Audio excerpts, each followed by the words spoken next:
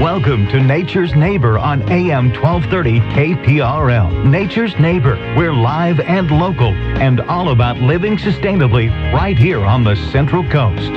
Good afternoon, everyone. I am your host, Melanie Blankenship, sitting in the studio with our boy, Chad Stevens, ready to take your phone calls into regards of food, family, and farming right here on the Central Coast of California. Give us a call, 238-5775, 238-KPRL. Let's talk food first, since it is just a few days away from that biggest food holiday of the year. And I'm sitting in here thinking, processing, and calculating, and then I hear the farm report that is right there on KPRL right before my show. And right before I get here, I get some reports. And right before this morning day starts, I start getting other reports in regards to the outlook on farming and the outlook on food and the outlook on a lot of things. And then I start to sit here and I'm reflecting. I'm reflecting on the fact that I live in Templeton, California.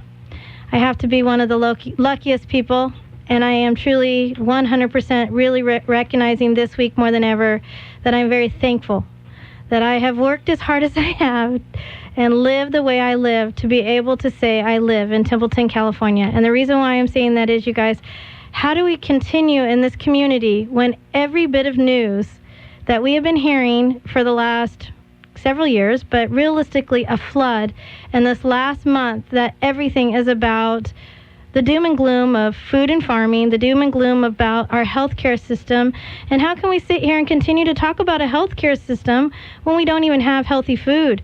You know, you're talking to a poultry raiser. I'm a biodynamic farmer. I farm, you know, a little bit of this and a little bit of that, but all of it is because you cannot put all of your eggs into one basket. What happens if the chicken decides to not lay? Then you don't have any eggs in your basket. So therefore, that is why I don't put all my eggs into one basket. You know, why did I not open a farm stand on my property? Well, because I want to farm on my property, and I want to be able to have a retail-based store where I could accommodate all of the ordinances and be a commercial retail business.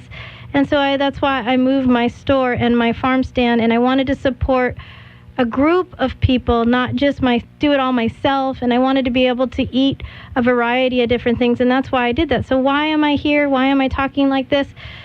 It's because I am that grower and I am that business owner, and I am very honored to say that. But at the same time, how do we continue to hear the news that we're hearing and not sit back for a second and reflect on what is really important? We all know that fresh, honest food is truly what is the most important. It is the staple of all of our foods, no matter what your income level is.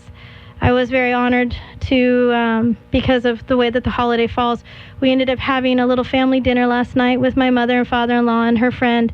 And we were sitting there and reflecting on their health and their well-being of where they are. They're in their certain age, and if I put it over the air, my mother-in-law would not be too happy with me. So I'm just going to say we are talking about generations and what each one of us have grown from, or what we were born into, or where we've all come from. And everything that we look back, no matter who we are, what we are, where our income levels are, where we don't have income levels at, it really goes back to lifestyle and the quality of food in which we were raised by. And our conversation last night at the dinner table reflected on the fact that, you know, we're sitting here talking about their health and quality of life and the stages that they're in their life. And what we can say is the reason why they are the ages that they are and they can work the way that they work and live the lifestyle that they've lived is because of how well they have taken care of themselves throughout the years. And how, when they were growing up, the abundance of fresh food with no chemical and no additives and no preservatives were not even available at that time. Chemical, yes, chemical was available and into the farming at that time, but not anywhere near what you and I are exposed to on a day-to-day basis in our foods. For instance, you know, how many people know that when you buy a package of nuts in the grocery store, more than likely they have been treated with methabromine, certain types of irradiated type chemicals, certain types of gas, because it's required.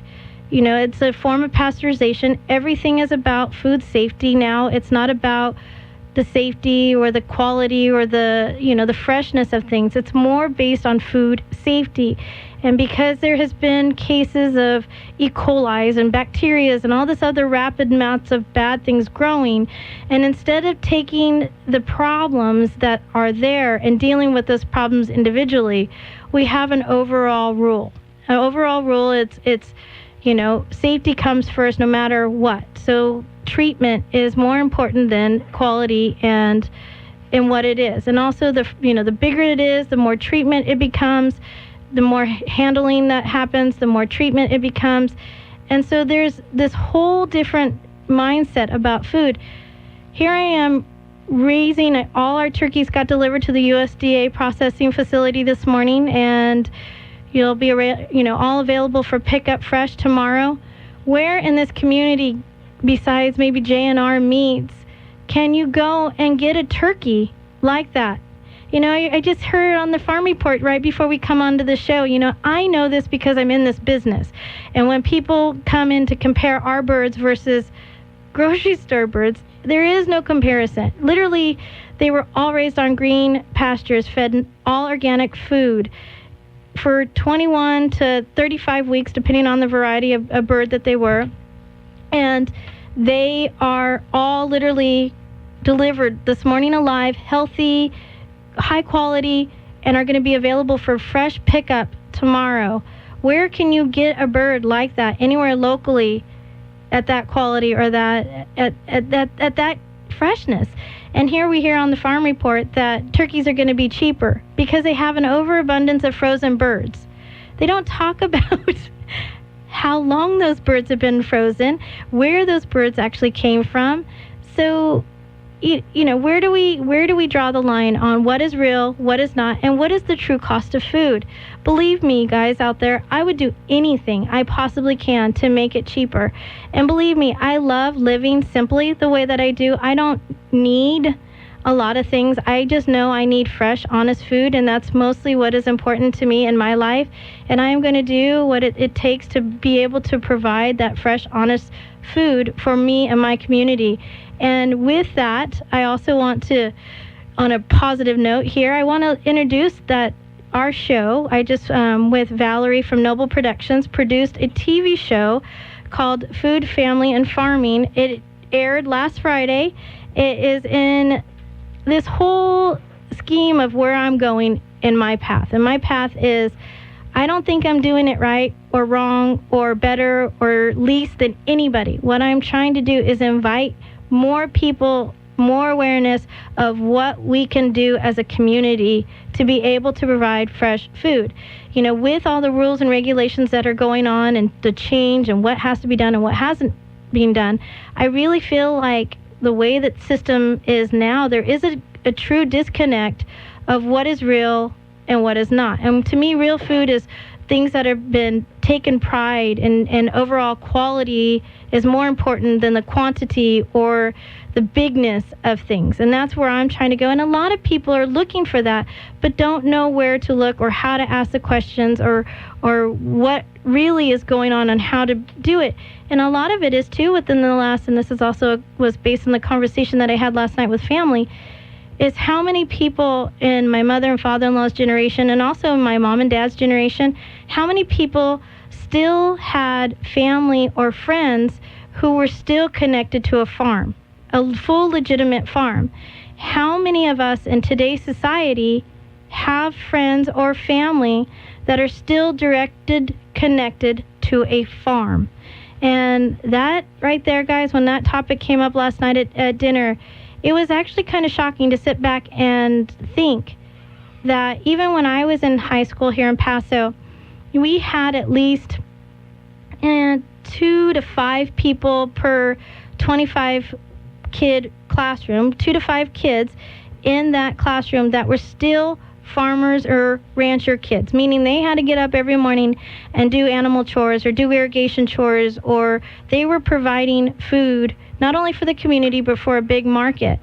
And I don't think we even have that in our classrooms in today's society now. And the disconnect of where food and farming really is, how are we supposed to know when we don't have that close connection with the farms that are trying to feed us? And so with that, this is why I created, with a really cool group of people, Chad, as you know, and Chad is actually here in our studio. He was working with me on the Templeton Welcomes You show, that these people, they created that show as well. This is my way of getting out there and trying to show you what is real and what is not, and how people are doing it, how we choose to do things and why we choose to do it that way. And to be honest with you, Mother Nature actually is the biggest driving force of where we're going in our food culture. But at the same time, it is supply and demand. The demand of the consumer is what is driving that bottom line decision and what is being made. And I have to tell you, with everything that is coming down and the amount of reports and the amount of emails and the amount of phone calls just in the last couple of days that I've received because of the new food safety regulation law that is going to take effect for us small farmers in 2014, and also the lack of support on the local end of farming, and also just the natural struggle of what Mother Nature has thrown at us the last couple years. It's actually very discouraging because, I mean, just in the last week, I have found that 3 farms that I have supported for 15 plus years are no longer going to be farming next year. And so they've decided that they're going to just, calculate their losses and go on and move on to something else because they cannot continue to do what they're doing in the way that they're doing it. On the other side of this is I'm realizing that the other big percentage of farms that I have been supporting and the farms that I always am so incredibly appreciative to, I'm realizing that are my mother-in-law and father-in-law's generation. And what I mean by that is they're in the age of retirement, or actually beyond the retirement age. And I'm realizing that that other half of those farmers, if they decide to say, done, I'm retiring, I've had enough, what are we going to do? How are we going to continue this food culture into the future when myself, my little self, is seeing the bigger picture of really what is to come in the next, generation on? And it's a little frightening, but I'm hoping that instead of listeners taking this as a fear thought, let's take this as, let's plant the seeds. Let's figure something better out for our community. Let's understand what we can live with and we can live without. Let's learn how to drive a local economy better. I'm sitting here too going, I am so grateful for KPRL, because what other radio station or internet news throws out the true legitimate farm report like that? There isn't anyone else. And that is really scary to me, because there isn't that direct local news easily available to a community. And I'm just really grateful, and I'm grateful that I'm a part of this show. So let's continue this conversation. I do want to talk a little bit about growing a garden under a tree, because I'm getting a lot of that question. So once we come back, we'll talk more about gardening. Again, 238-5775, 238 KPRL.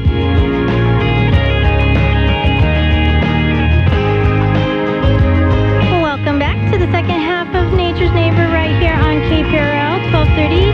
I am your host, Melanie Blankenship, sitting in the studio with Chad, waiting to take your phone call at 238-5775. Again, let's talk a little bit about that Thanksgiving meal, and to let you guys all know that due to how awesome my farmers are that I am working with all this crazy weather and lack of rain and funny times that we've had, we have the most amazing Blue Lake green beans that just got delivered to the store. So just picked, fresh, all organic, no nitrate-based fertilizer whatsoever, hand-picked by a local person. How they did it is they planted a late crop, and they have been moving hoop houses over them to insulate the heat, to be able to keep them from being frosted. And they're awesome, guys. So we have beautiful Blue Lake green beans, and of course we have, all locally grown, no nitrate-based fertilizer, never been fumigated. So what does that mean? They will sprout on you, but our yams and our sweet potatoes, all of our yams, sweet potatoes in our store, our onions and garlic are all alive. So you come in, plan your meal. So what if you have a little bit that you didn't cook? Let it sprout, let it all get those eyes, is what everybody knows, and plant it. All our food has never been sterilized. So if you don't use it in your meal, please don't ever throw it away.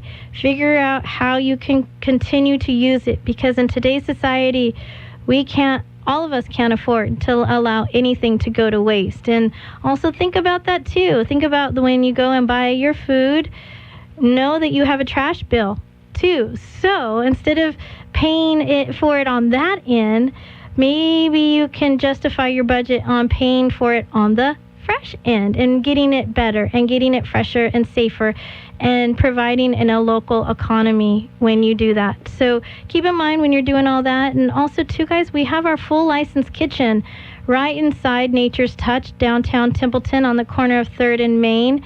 Nature's Food is our kitchen right there. We have beautiful pumpkin pies that were all made from Cheeseboro Farm pumpkins Cheeseboro Farm is literally right down the street from the store, and all our pie crusts are all made in-house. We also have gluten-free. We also have no sugar. We also have no dairy available to be able to call in and pre-order those, but we do have some gluten-free and regular whole wheat pies already made. When I was leaving the store, it smelled incredible. And so they are all fresh. We just did some pumpkin chocolate chip cookies that are gluten-free. We have some gluten-free chocolate brownies that were just made. And also, too, you guys can come in for all those people who have been craving turkey and can't wait until Thanksgiving to have turkey. Know that you can walk in right now and get an oven-roasted turkey sandwich made on La Migliore's fresh-baked whole wheat organic bread with a pesto sauce or our own in-house made sunflower oil mayonnaise, and with all your fixing of like microgreens, tomatoes, onions.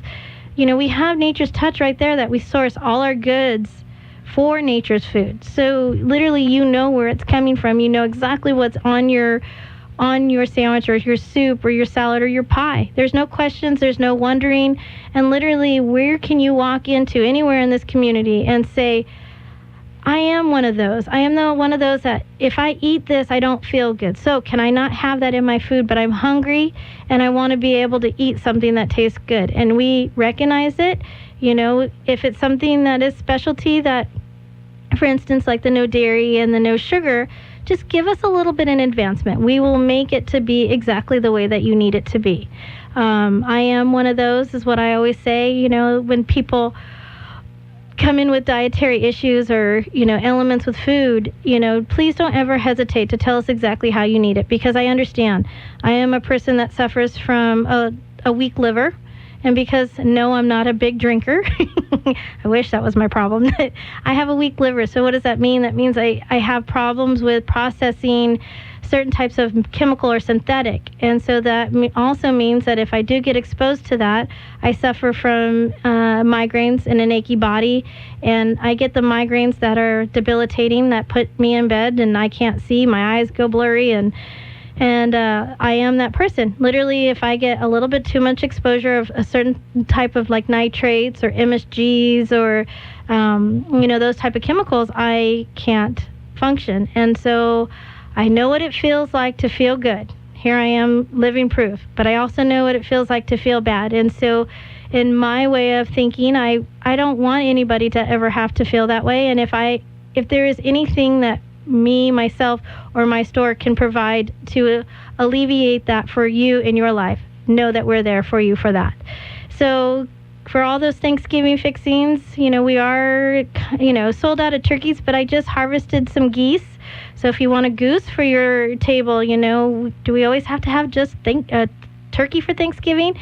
We have beautiful geese that we just processed and are in the store already, USDA inspected. they're beautiful. They turned out perfect, and I'm really excited to be able to, offer that as well. So geese, we also have duck, we also have chicken, also available in our store. So come and join us. Of course, this is this quick show that I wasn't able to continue to talk about gardening. Since it is such a big food holiday, I'll keep it at that, and we'll talk more gardening next show. And, just keep in mind, guys, this is the biggest food holiday of the year. But realistically, what are we supposed to be doing? We're supposed to be recognizing what we're all thankful for. And I honestly, truly am very thankful for all my family, friends, and loyal customers who have kept Nature's Touch going for as many years as we do it. And here's to a future of really good, honest, clean, ethical food. Thank you again for all your support, you guys, and I will talk to you next week. Nature's Neighbor, every Monday afternoon at 12:35.